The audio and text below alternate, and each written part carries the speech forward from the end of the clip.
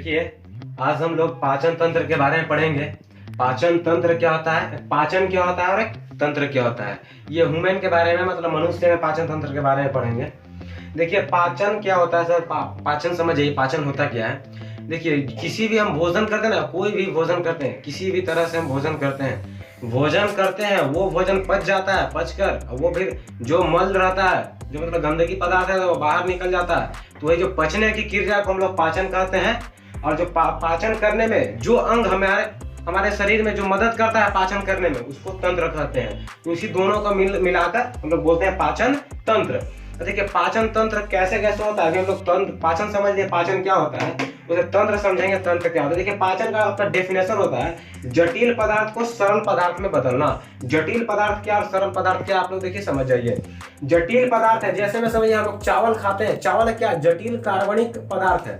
तो जटिल कार्बनिक पदार्थ को सरल कार्बनिक पदार्थ में बदलना। सरल में क्यों बदला जाता है वो समझते हैं, क्योंकि हम लोग में क्या बहुत छोटी छोटी इकाई जो नग्न आंखों से हम लोग को नजर भी नहीं आती है, उसे कोशिका पाया जाता है, बहुत छोटी रहती है, बहुत छोटी वो कोशिका पाया जाता है। तो हम लोग में जो शोषण करता है, जो सोखता है भोजन को पचने के बाद, वो कोशिका ही सोखता है। कोशिका सोखने के बाद वह ब्लड में भेजता है, समझे। तो वही ब्लड पूरे शरीर में भेजता है। तो उसको बहुत छोटी छोटी कोशिकाएं रहती है, तो उसको खाने के लिए जटिल पदार्थ बताइए, चावल मिल जाएगा इतना बड़ा बड़ा दाना, रोटी मिल जाएगा इतना सारा, तो वो खा लेगा। छोटा छोटा कोशिका नहीं ना खा पाएगा। समझिए, कोशिका को खाने के लिए हम लोग पाचन करते हैं कि कोशिका खा लेवे मेरे पेट के अंदर और सभी जगह भेज देवे। तो कोशिका कैसा है, कोशिका पूरा सरल पदार्थ खाता है। सरल कहने का मतलब है कि बहुत छोटी छोटी अणु में उसको तोड़ा जाता है, बहुत छोटी छोटी अणु में। और वही तोड़ने का काम हम लोग के एक तंत्र करता है।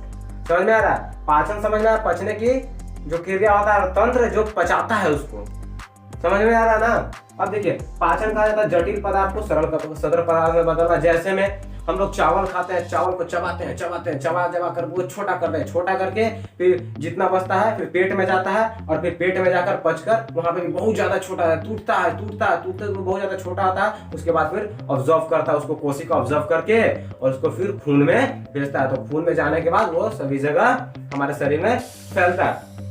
अब देखिए, यहाँ पर पाचन समझ में आ गया। जटिल पदार्थ क्या है समझ में आया। जटिल पदार्थ चावल हो गया, रोटी हो गई, जो हम लोग खाते हैं सब जटिल पदार्थ हम लोग यूज करते हैं। ठीक, जो पीते हैं वो नहीं, जो खाते हैं वो हम लोग जटिल पदार्थ यूज करते हैं। जल एक जटिल पदार्थ नहीं है, जल एक सरल पदार्थ है। सरल क्या, सरल करने का मतलब वो आराम से टूटा हुआ ही रहता है। उसको पीते हैं, पीने के बाद आराम से वो उसका पाचन नहीं होता है। जल का पाचन हमारे शरीर में नहीं होता। उसको पीते हैं, वो आराम से कोशिकाएं ऑब्जर्व कर लेती हैं। जैसे में जल, देखिए किसका पाचन नहीं होता है, जल होता है, वही बहुत सरल कार्बनिक पदार्थ में रहता है। और एक मेरे विटामिन हम लोग जो खाते हैं, जल, विटामिन, ये सब का मेरे यहाँ पाचन नहीं होता। मेरे यहाँ कहने का मतलब मेरे पेट के अंदर, समझे, पाचन नहीं होता है। तो समझ गए आप लोग किसका किसका पाचन नहीं होता, किसका होगा, जो हम लोग नॉर्मली खाते हैं, जैसे में दाल, चावल, रोटी, सब्जी, ये सब का पाचन होता है, और जल का पाचन नहीं होता। क्यों नहीं होता समझा दिए। अब देखिए, पाचन से फायदा क्या, पाचन होना ही क्यों जरूरी है हमारे शरीर में। तो देखिए, आप लोग सुने होंगे किसी भी काम को करने के लिए ऊर्जा की आवश्यकता होती है। अगर ऊर्जा नहीं रहेगी तो कोई भी काम होगा ही नहीं। जब अगर ऊर्जा नहीं रहेगा तो कोई काम होगा नहीं। तो हमारे शरीर को भी जब काम करता ना, हमारे पेट में क्या है, जब जो ग्रंथियां हैं भोजन को पचाने के लिए क्या करती हैं, काम करती हैं। इनको काम करने के लिए ऊर्जा की आवश्यकता होगी ही होगी।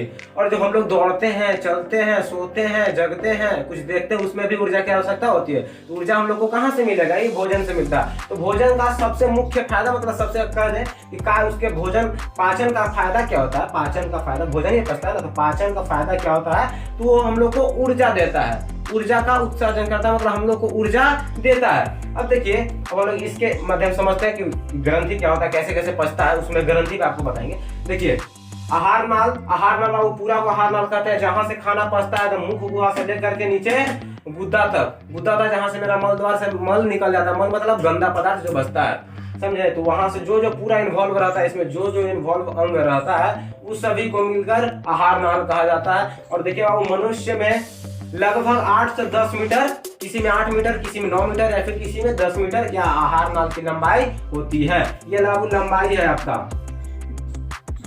ठीक ना, 8 से 10 मीटर लंबाई होती है आहार नाल की। ठीक है, अब देखिए हम लोग सबसे फर्स्ट भाग शुरू करते हैं, मुख गुहा। देखिए, जो 1 नंबर में ना मुख गुहा, 1 नंबर देखिए यहाँ पे, इसको मुख गुहा कहते हैं। ये क्यों, कौन सा पार्ट है, ये देखिए यहाँ पे दांत रहता है हम लोग का, ये देखिए यहाँ पे आपको बताते हैं, ये दांत है ना, दांत के बीच में जो जितना भी भोजन को हम लोग चबाते हैं ना, चबाते हैं जिस भी जगह पे, ये जो मेरा आयतन है, इसको हम लोग मुख गुहा कहते हैं बाबू। मुख गुहा से हम लोग का भोजन की पाचन शुरू हो जाती है। आपको अगर क्वेश्चन भी आएगा तो देखिए 10th में क्वेश्चन आता है मैट्रिक बोर्ड में कि पाचन का शुरुआत किस अंग से होता है, तो पाचन का शुरुआत कहाँ से होता है? मुख गुहा से होता है। मुख गुहा ही बाबू दांत से जो हम लोग चबाते हैं ना, है किसी भी चीज को खाते हैं तो दांत से चबाने लगते हैं। दांत से चबाने की क्रिया क्या पाचन होता है, तो यहाँ से शुरू से पाचन शुरू हो जाता है बाबू, दांत से पाचन शुरू होता है। अब देखिए दांत से जब पाचन शुरू करेंगे तो इसको क्या कहेंगे? अंदर वाले भाग को, ये वाला जो अंदर वाला भाग है जो हमारे बीच में बचा रहता है, इसको बाबू मुख गुहा कहेंगे। मुख किसको कहते हैं? मुख बाबू बाहर को कहते हैं, बाहर को मुख कहते हैं,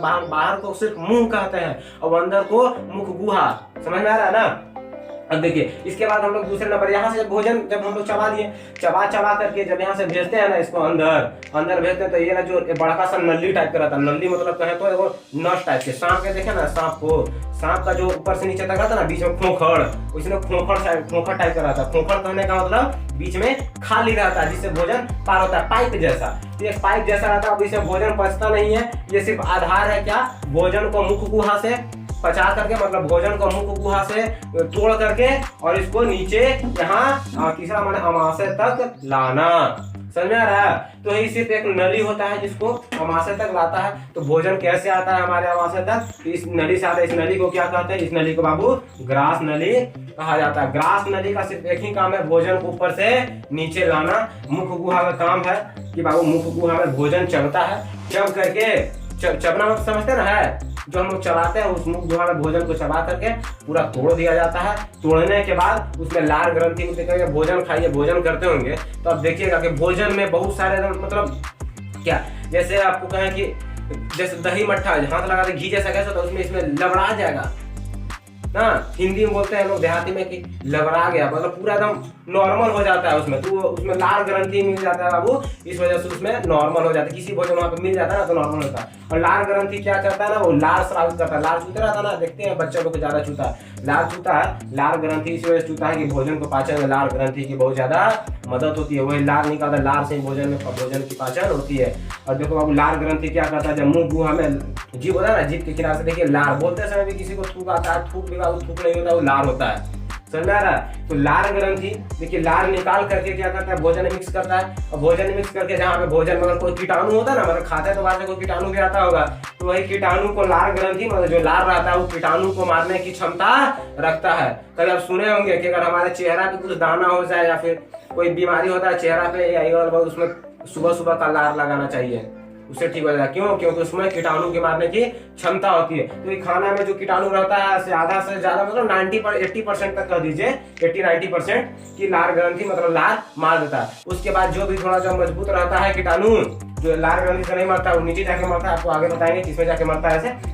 अब देखिए दूसरा, देखिए ये समझ गए ग्रास नली। ग्रास नली कुछ नहीं बाबू, ग्रास नली सिर्फ यहाँ मुख गुहा से पचने के बाद जो भोजन पचने के बाद मतलब पाचन करने की क्रिया मतलब करे, चबने के बाद जो भोजन हम लोग नीचे धक्का दे देते हैं, मतलब नीचे निगल जाते हैं, निगलते समय जो पाइप से होकर गुजरता है बाबू उसको ग्रास नली कहा जाता है। ग्रास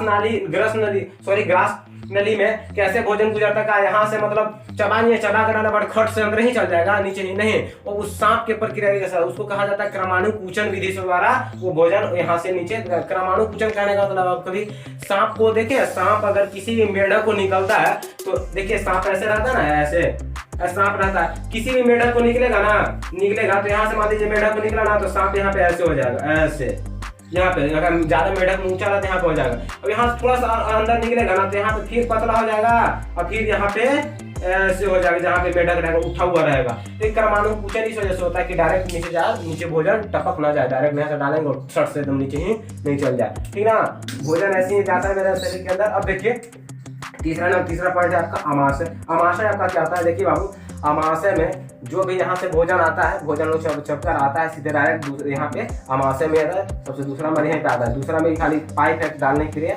उसके बाद पाचन फिर अमाशय में होता है। अमाशय में देखिए क्या होता है, अमाशय क्या करता है ना कि ऊपर से जो आता है ना, जितने भी खाना आता है, खाना आने के बाद उसमें चाहे जितना भी कीटाणु बच जाता है तो कीटाणु को ये अमाशय क्या करता है, जठर ग्रंथि होता है अमाशय के पास ही, जो जठर ग्रंथि छोड़ता है तो जठर ग्रंथि जठर रस होता है, इससे वो कीड़ा मर जाता है। और साथ में यहाँ पर बाबू तुमको HCl भी छोड़ता है, जिसको कहा जाता है हाइड्रोक्लोरिक अम्ल। हाइड्रोक्लोरिक अम्ल बहुत ही खतरनाक होता है, ये सब कीटाणु को यहाँ पे खत्म कर देता है, ठीक है। और हम लोग बाबू जो एसिडिटी होता है ना, एसिडिटी एक बात याद रखिएगा, जो लोग एसिडिटी हो जाए, जो कहते हैं बहुत कड़वा ढकार आ रहा है, खट्टा ढकार आ रहा है, खट्टा ढकार को एसिडिटी कहा जाता है। खट्टा ढकार HCl के कारण आता है। HCl के कारण कैसे होता है कि हम लोग अगर ज्यादा भोजन करनी है या फिर कम भोजन करनी है या फिर ज्यादा भोजन करनी है, ज्यादा भोजन करते हैं तो बहुत ज्यादा हमारे पेट से HCl की मात्रा बढ़ता है, जो बहुत ज्यादा स्रावित करता है। HCl क्यों करता है? क्योंकि भोजन को पचाने की क्रिया में HCl बहुत ज्यादा सहायक करता है। बहुत ज्यादा जब HCl जब अंदर से छोड़ेगा तो ज्यादा HCl निकलेगा तो अंदर से ढकार मारेगा तो वही खटका ढकवाएगा, HCl की मात्रा में अम्ल आता है ऐसे होंगे चेहरा पे या मतलब अंदर से, तो वो कैसे होता है, पूरा खट्टा लगता है, कड़वा ढकार आ रहा है, उसी को एसिडिटी कहा जाता है, ठीक है। इसके बाद हम लोग अमाशय तक समझ में आया। अमाशय के बाद हम लोग इसको साफ करते हैं और आगे समझते हैं आगे। देखिए तब हम लोग तीसरा नंबर मतलब यहाँ तक हम लोग इसके मतलब क्या कहते हैं अमाशय तक हम लोग को पढ़ लिए थे। अब हम लोग को जानकारी लेना था कहाँ से, फोर्थ नंबर से, जो कि ये देखिए छोटी आंत होता है, 5 बड़ी आंत, ये वाला 5 नंबर जो डाला हुआ है ये वाला बड़ी आंत होता है, और छठा गुद्दा देखिए इसको कहते हैं, इसको गुद्दा कहते हैं लास्ट वाले में।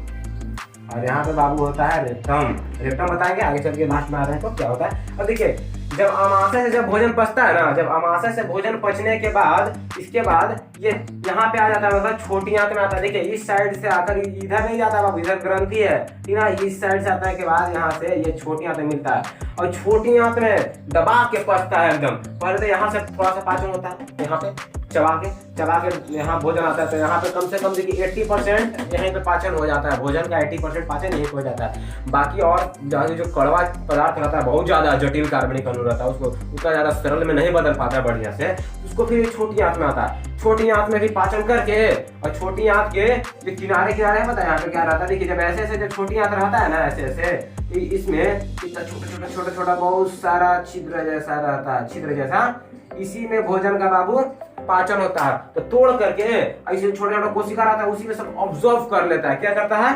उसको ऑब्जर्व करता है, अपने में ऑब्जर्व कर लेता है। ऑब्जर्व करने के बाद जो बाकी बचता है, जो ऑब्जर्व जितना पानी रहता है ना उसमें से ऑब्जर्व कर लेता है। तभी देखते हैं आप लोग जब मल करते जाते होंगे, मतलब अपने शरीर से गंदगी निकालने जाते होंगे, तो उसमें समय सिर्फ और सिर्फ क्या आता है, सिर्फ और सिर्फ कड़ा आता है, मतलब उसमें पानी की उसमें पानी इन्वॉल्व नहीं रहता। उसमें देखते हैं पानी रहता है, पानी की मात्रा नहीं रहता है। पानी की मात्रा कब रहता है? जब आदमी बहुत ज्यादा खाना खा लिया, तेलहन चीज, तब तेलहन चीज खाने से पानी की मात्रा बताए क्यों रहता है? मल करते समय पानी जैसा दम निकल जाता है जब मल करते हैं, तो इस वजह से रहता है कि तेलहन चीज को हमारा शरीर जल्दी पचा नहीं पाता। जल्दी पचा नहीं पाएगा तो वो आराम से ऐसे घूम के चला जाएगा, और जितना ज्यादा घूमेगा, घूम रहा है पच नहीं रहा, घूमेगा घूम करके यहाँ से निकल जाएगा, तो ऐसे ही पानी के साथ निकल जाता है, वो बहुत ज्यादा चिकना होता है। तो अब देखिए यहाँ से भोजन पच गया, वहां से छोटी आंत में आएगा। छोटी आंत भी अपने ऐसे कोशिका रहता है बहुत सारा, जितना पचा हुआ रहेगा सबको अपने अंदर ऑब्जर्व कर लेगा। ऑब्जर्व करने के बाद जो चीज बचेगा उसको आगे भेजते जाएगा। यहाँ से छोटी आंत से धीरे धीरे आगे भेजेगा, यहाँ से बड़ी आंत भेजेगा। अब छोटी आंत से कुछ बचा रहेगा तो बड़ी आंत फिर उसको ऑब्जर्व करना शुरू करेगा। बड़ी आंत पूरा बढ़िया से कुचर के उसको ऑब्जर्व करेगा। जब पूरा बढ़िया से ऑब्जर्व कर लिया इसको बड़ी आंत ऐसे, तो यहाँ पे फिर इसको जो भी बचेगा उसको मल पदार्थ, इसको गंदगी पदार्थ हम लोग बोलते हैं, वो बड़ी आंत से यहाँ से निकलते हुए जो भी गंदगी पदार्थ बचेगा वो बाबू यहाँ पे एक रेक्टम होता है। क्या? रेक्टम। ये बाबू रेक्टम में आकर जमा हो जाता है। रेक्टम में आकर जमा होने के बाद, और जिस रास्ता से मेरा मल निकलता है, मतलब गंदगी निकलता है बाबू, उसको गुदा कहते हैं। क्या चीज? गुद्दा कहते हैं। ठीक है, यहाँ तक आप लोग को समझ में आया? ये आपका पूरा पाचन तंत्र पढ़ा दिए, बहुत ही शॉर्ट में पढ़ा है, समरी तरीका से बताए हैं। बहुत ज्यादा इसके भी अंदर हम लोग जाने की कोशिश नहीं की, चैप्टर के बहुत ज्यादा अंदर जाएंगे तो वीडियो बहुत ज्यादा लंबा हो जाएगा। अंदर जाएंगे और बढ़िया से जाएंगे, ठीक है। और कुछ समय आप लोग रुके, बहुत बढ़िया से इसको बताएंगे, लेकिन ये अभी समरी के फॉर्म में सिर्फ बता देंगे कि एग्जाम के लिए बहुत ज्यादा जरूरी है। इससे ज्यादा अंदर नहीं पूछेगा आपको 10th तक का एग्जाम में, मैट्रिक के एग्जाम में। चलिए इसके बाद हम लोग वीडियो को खत्म करते हैं। जय हिंद। अब मिलते हैं हम लोग अगले वीडियो में।